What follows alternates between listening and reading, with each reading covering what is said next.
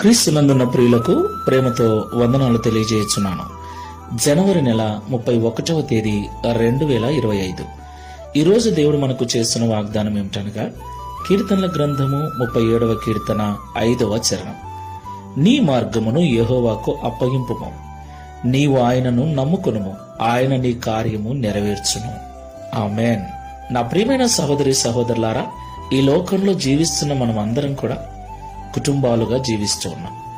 ఎన్నో అవసరాలు, ఎన్నో కొరతలు, ఎన్నో ఇబ్బందులు. వాటి కొరకు మనం పడే ప్రయాస, మనం చేసే కష్టం, ఉదయం లేచింది మొదలు రాత్రి పడుకునేదాకా సరిగ్గా తినటం లేదు, సరిగ్గా నిద్రపోవటం లేదు. రెస్ట్ లేకుండా కష్టపడుతున్నా కూడా మనం అనుకున్నది అనుకున్నట్లుగా సాధించలేకపోతున్నాం.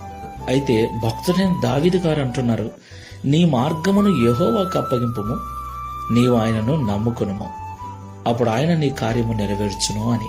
దేవునికి మహిమ కలుగును గాక. ప్రియ సహోదరి సహోదరుడా, ఏ ఏ పనులు నువ్వు చేయాలని పూనుకున్నావో అవన్నీ అనుకున్నది అనుకున్నట్లుగా నెరవేర్చబడుట కొరకు నువ్వు దేవుణ్ణి నమ్ముకోవలసి ఉంది.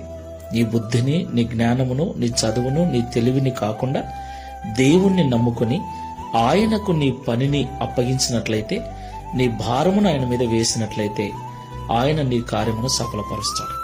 కాబట్టి మాటలు వింటున్న మనం అందరం కూడా ఒకసారి జ్ఞాపకం చేసుకుని దేవుని మీద మనం ఆనుకొని జీవిద్దాం. మన మార్గములు ఆయనకు అప్పగించుదాం.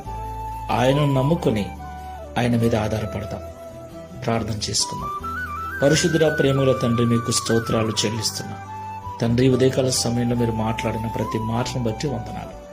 నిజమేనైనా ఉదయం లేచింది మొదలు రాత్రి పడుకునేదాకా అనేక కార్యములు చేయటానికి మేము పూనుకుంటున్నాం. వాటిని చేయటానికి Download ShareChat.